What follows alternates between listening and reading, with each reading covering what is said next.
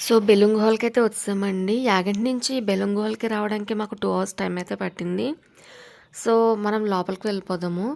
లోపలికి వెళ్ళగానే రైట్ సైడ్‌లో మనకి బుద్ధుడి విగ్రహం అయితే కనిపిస్తుంది. చాలా బావుంటుంది వెనకాల కొండలతోటి. ఇక్కడి నుంచి మనం లోపలికి వెళ్ళిపోయామనుకో అక్కడ మనకి టికెట్ కౌంటర్ అయితే ఉంటుందన్నమాట. సో, చాలామంది యాగంటి నుంచి వచ్చిన వాళ్ళు బెలూన్ గుహలు చూస్తారు. లేదు అంటే గండికోట వెళ్ళేవాళ్ళు బెలూన్ గుహలు చూసి గండికోట కూడా వెళ్తూ ఉంటారు. సో, ఇక్కడ టికెట్ ప్రైస్ వచ్చేసి పెద్దవాళ్ళకి 70, చిన్నపిల్లలకేమో 40-50 ఉంటుంది. ఫారినర్స్‌కి 300 అంట. సో, టైమింగ్స్ వచ్చేసి మనకి మార్నింగ్ 10:30 నుంచి ఈవినింగ్ 4:30 వరకు అలౌ చేస్తారు. 5:30కి క్లోజ్ అయిపోతుంది కేవ్స్ అనేవి. సో, మనమైతే వెళ్ళిపోదాం పదండి.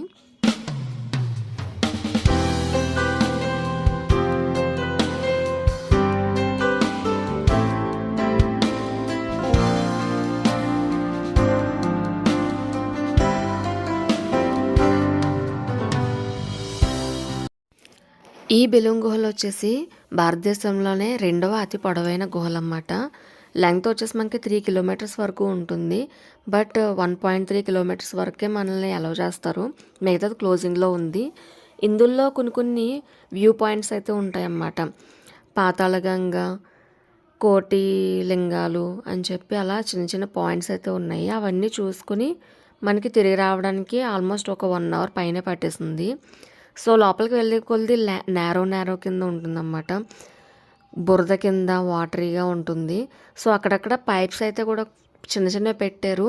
మనం లోపలికి వెళ్ళే కొలది ఏమవుతుందంటే మనకి ఊపిరి అనేది ఫ్రీగా ఉండదన్నమాట. చాలా బలవంతంగా తీసుకుంటున్నట్టు అలా వస్తుంది.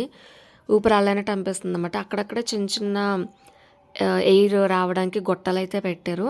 అది కొంచెం మనకి పర్లేదు అనిపిస్తుంది. ఇదే పాతాళగంగ.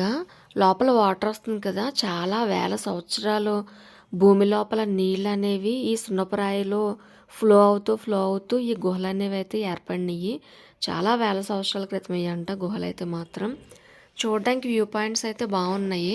అందులోని కోటిలింగాలు అయితే చాలా బాగుందన్నమాట. చూడడానికి డిఫరెంట్‌గా ఉంది. సో, ఫొటోస్ కూడా తీసుకోవడానికి బాగుంది ఈ ప్లేస్ అనేది.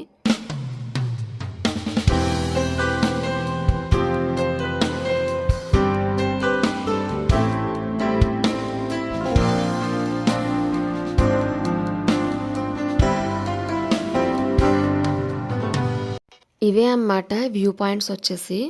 సో, ఇక్కడి నుంచి మేము స్టార్ట్ అయిపోయి నెక్స్ట్ గండికోట అయితే వెళ్ళిపోతున్నాము.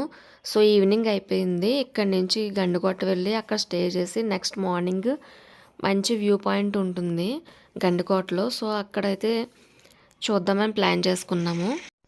నెక్స్ట్ వీడియోలో కలుద్దాం. బాయ్.